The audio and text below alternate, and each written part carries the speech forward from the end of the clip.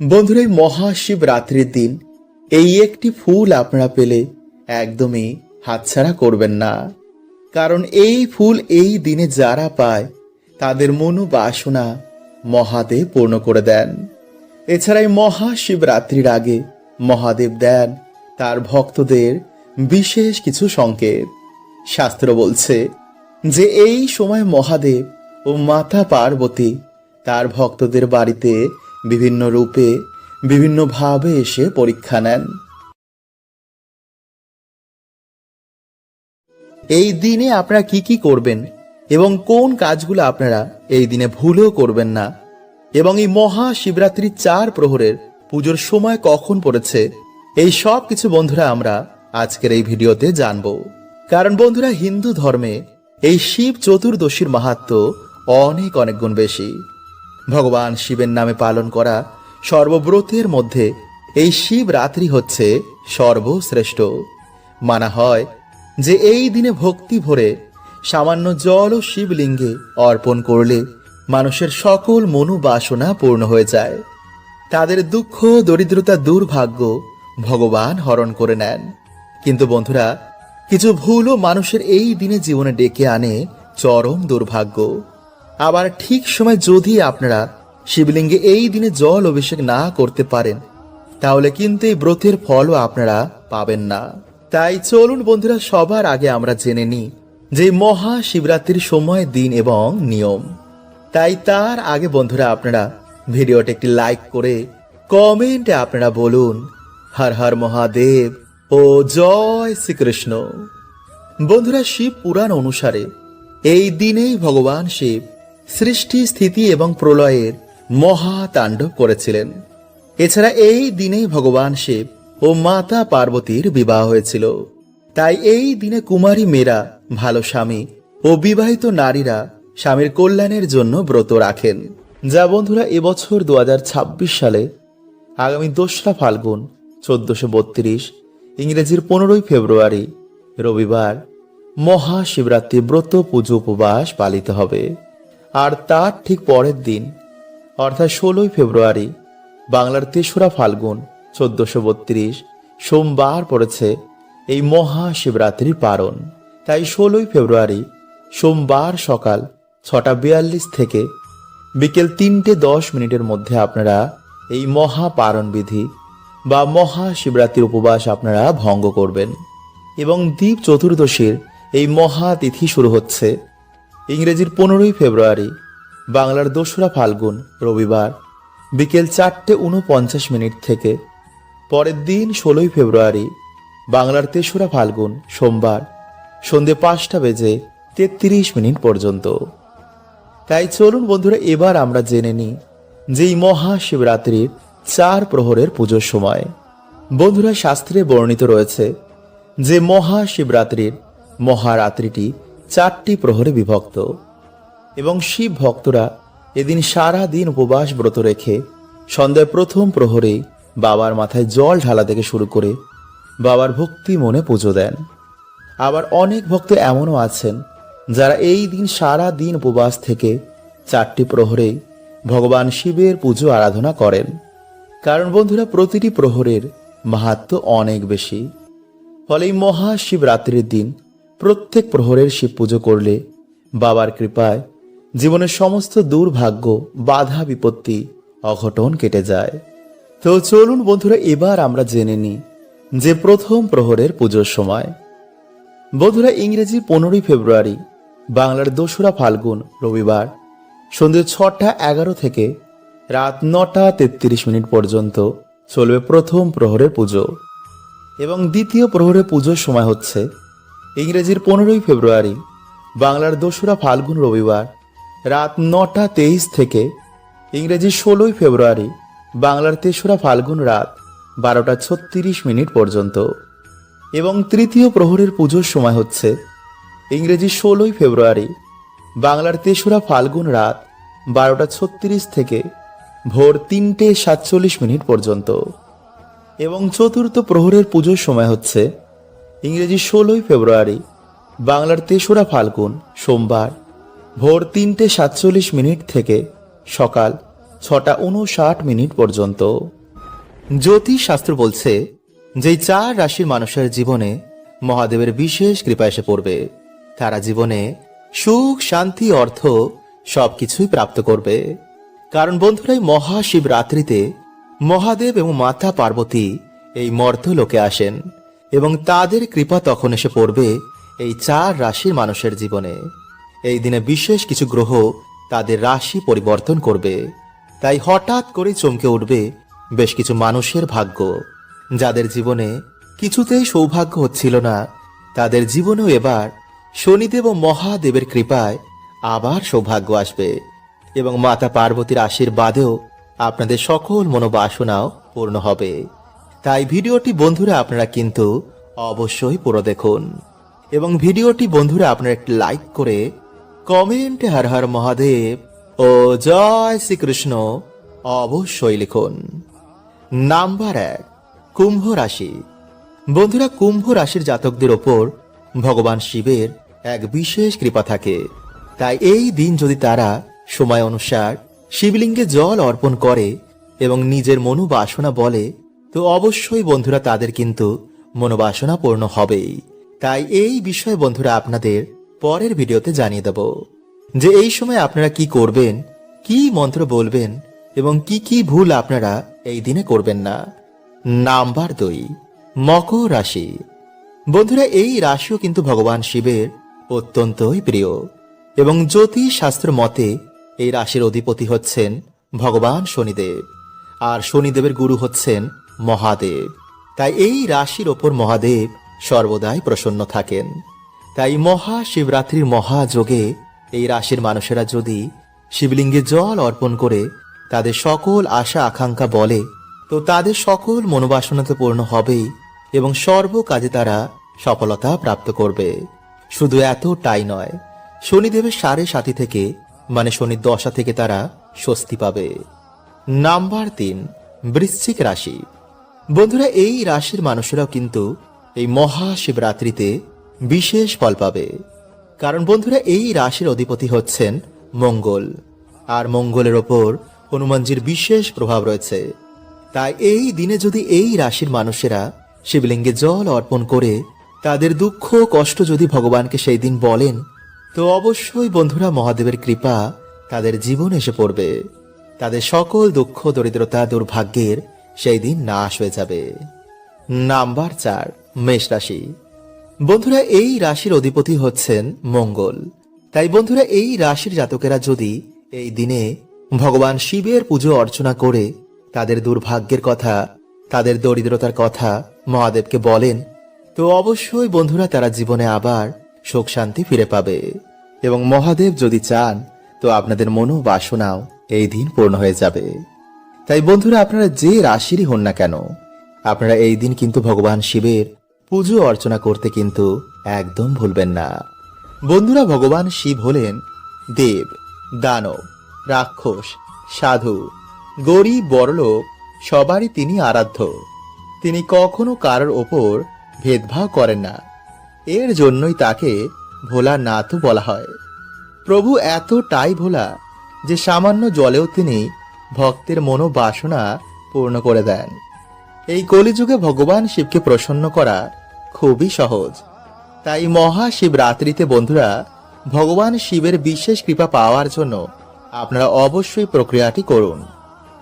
যদি নেগেটিভ সমস্যা বা কোনো গ্রহ সমস্যায় ভোগেন, যদি আপনারা আর্থিক উন্নতি করতে চান, বা যদি আপনাদের কোনো ইচ্ছা এখনো বাকি থেকে যায়, তাও পূর্ণ হবে।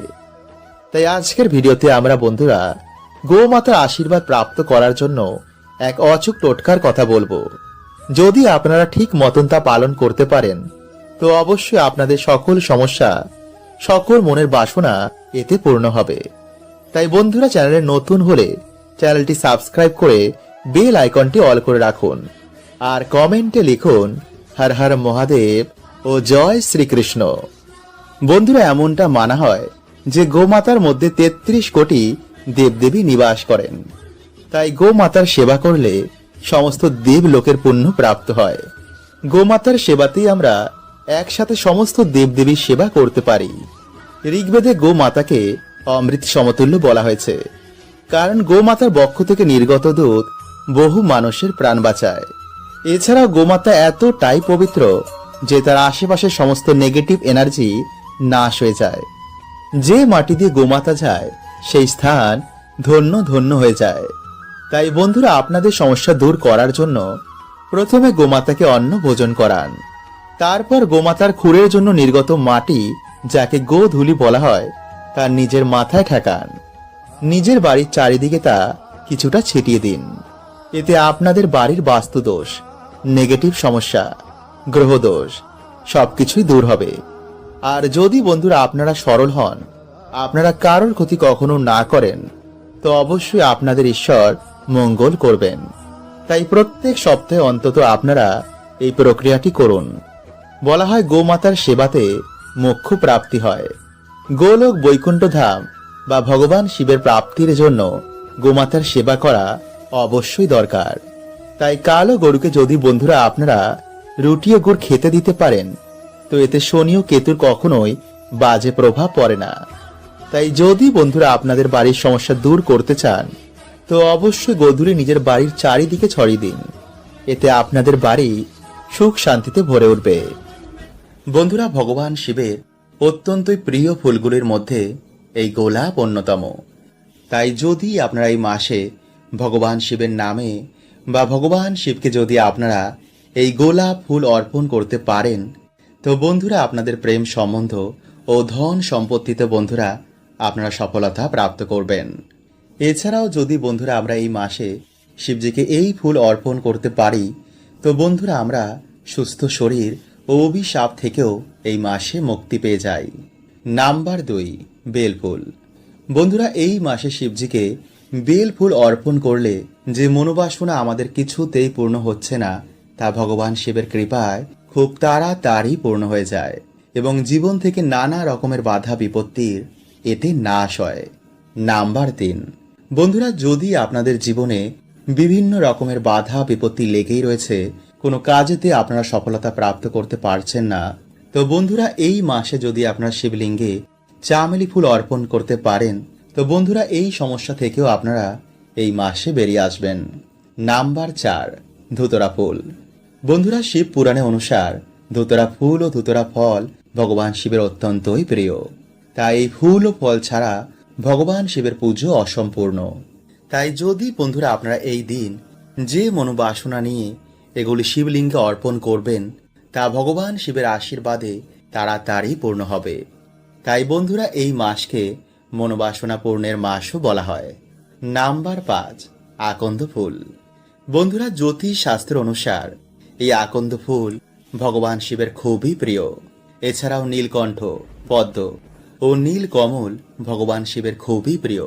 কিন্তু বন্ধুরা আপনারা কেতকী ও কেওড়া ফুল শিবলিঙ্গে ভুলেও অর্পণ করবেন না। বন্ধুরা, ভালো সময় আসার আগে মহাদেব দেন এই 7টি সংকেত। তাই যদি এই শিবরাত্রির আগে এই 7টি সংকেত দেখতে পান, তো ভাববেন আপনি খুবই ভাগ্যবান। আপনার জীবন থেকে এবার দুঃখের সমাপ্তি হবে, জীবনে আসবে পরম আনন্দ। হ্যাঁ বন্ধুরা, হতে পারে মহাদেব নিজে আপনার বাড়িতে কোনো ছদ্মবেশে আসলেন। কারণ বন্ধুরা এই মহাশিবরাত্রিতে মহাদেব ও মাতা পার্বতী এই মর্ত লোকে আসেন। যে ভক্তি ভরে তার পুজো অর্চনা করেন, তার মনের বাসনা প্রভু পূর্ণ করে দেন এবং সেই ভক্তদেরই দেন প্রভু 7টি সংকেত। তাই যদি বন্ধুরা আপনারা এর মধ্যে একটিও সংকেত দেখতে পান, তো আপনি খুবই ভাগ্যবান। তাই বন্ধুরা চ্যানেলে নতুন হলে চ্যানেলটি সাবস্ক্রাইব করে পাশের বেল আইকনটি অল করে রাখুন আর কমেন্টে লিখুন হর হর মহাদেব ও জয় শ্রীকৃষ্ণ। নাম্বার 1, ব্রহ্ম মুহূর্তে হঠাৎই চোখ খুলে যাওয়া। বন্ধুরা, একটি দিনের সব থেকে গুরুত্বপূর্ণ সময় হচ্ছে এই ব্রহ্ম মুহূর্ত। কারণ এই সময় আমাদের বাড়িতে বিভিন্ন দেব দেবীর আগমন হয়। তাই যদি আপনার ঘুম এই সময় আপনি ভেঙে যায়, আর যদি এই ব্রহ্ম মুহূর্তে আপনি আকাশে চাঁদ দেখতে পান, তো ভাববেন আপনি খুবই ভাগ্যবান। কারণ বন্ধুরা চন্দ্রমা ভগবান শিব নিজের মাথায় ধারণ করেন। নাম্বার 2, সাদা নন্দীর দর্শন করা।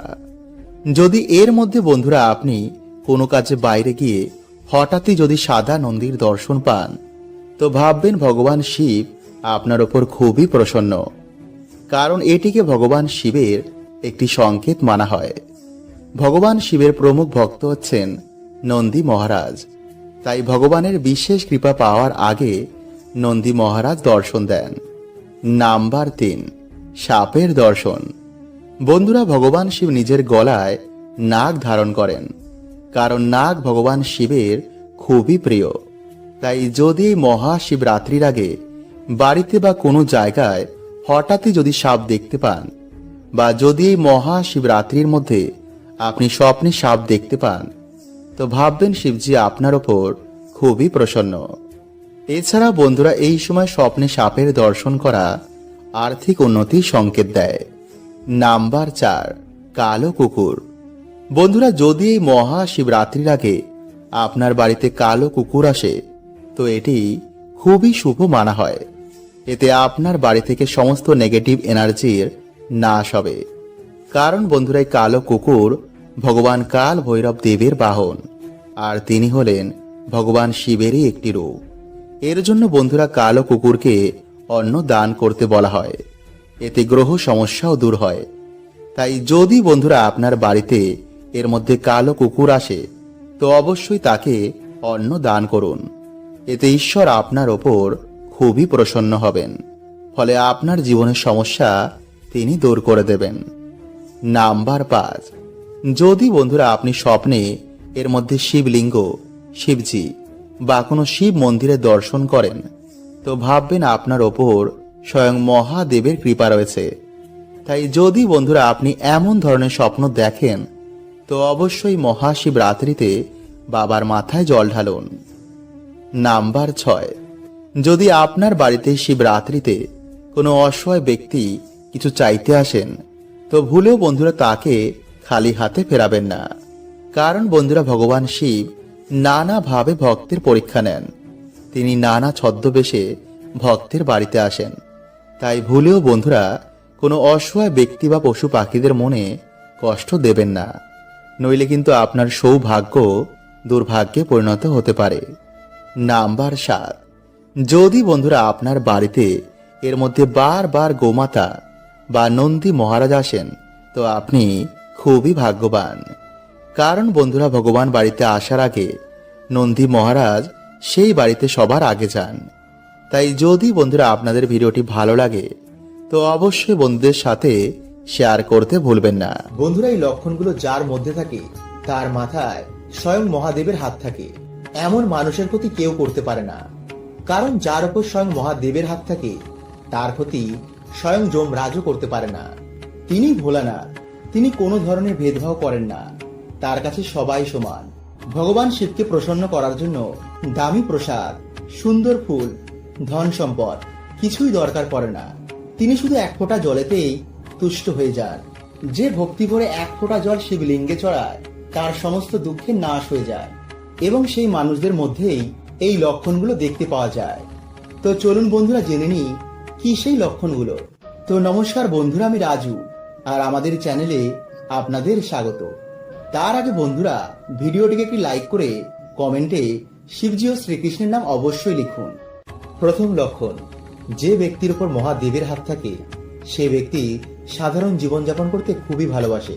মানে দেহকে সুন্দর করে সাজানো, বড় বাড়ি, বড় গাড়ি, এই সবের মোহ তার কেটে যায়। সে একটি অন্য জগতেই থাকে। সেই ব্যক্তি কখনো কাউকে ছোট করে না। এমন মানুষেরা খুবই পশুপ্রেমী হয়, তারা পশু পাখিদের খুবই ভালোবাসে। দ্বিতীয় লক্ষণ, মহাদেবের প্রকৃত ভক্ত যারা, তারা নিজের ওপর কখনো অহংকার করে না। তার কাছে জ্ঞান, ধন সম্পদ, মান সম্মান সব থাকা সত্ত্বেও কখনো অহংকার করবে না। তিনি সবাইকেই সম্মান দেন। তার কাছে গরিব, ধনী, শিক্ষিত, অশিক্ষিত সবাই সমান। তৃতীয় লক্ষণ, যে ব্যক্তি সর্বদা অন্যের সাহায্য করার জন্য ছুটে যায়, বা যার মনে সর্বদা অন্যের সাহায্য করার চিন্তা থাকে, সেই মনুষ্যের ওপর মহাদেবের বিশেষ কৃপা থাকে। চতুর্থ লক্ষণ, যে মনুষ্য অধিক বলবান হওয়া সত্ত্বেও কখনো নিজের শক্তির দুর্ব্যবহার করে না, বরং সে অসহায় মানুষের সাহায্য করে। মহাদেবের ভক্তরা নিজে কষ্টে থাকলেও সেই কষ্টের মধ্যেও অন্যকে সাহায্য করে। কঠিন সময়ে সে ঈশ্বরের ওপর বিশ্বাস হারায় না। এমন মানুষেরা স্বপ্নে শিবলিঙ্গের দর্শন করে, অথবা সে স্বপ্নে শিবজি বা শিব মন্দিরের দর্শন করে। এমন মানুষের ওপর সর্বদাই মহাদেবের হাত থাকে।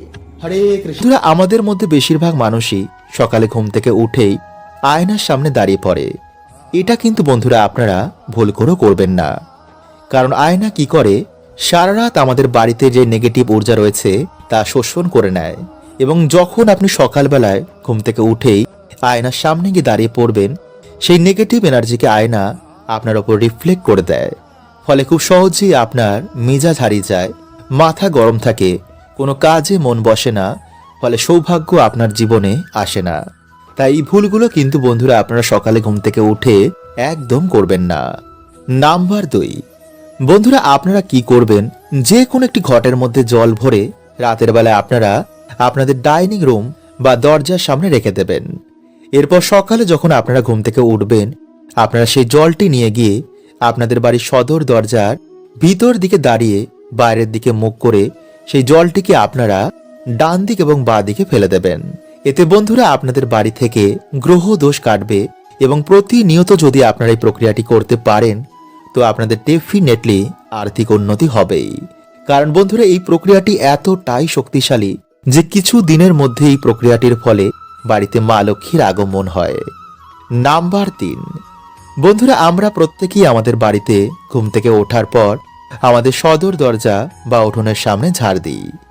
কিন্তু বন্ধুরা আপনারা কি করবেন, শনিবার ও রবিবার ঝাড় দেওয়ার আগে সেই জায়গায় আপনারা একটি ঘটিতে জল ভরে তার মধ্যে কিছুটা হলুদ গুলে সেই জলটি ঢেলে দিয়ে তারপর ঝাড় দেবেন।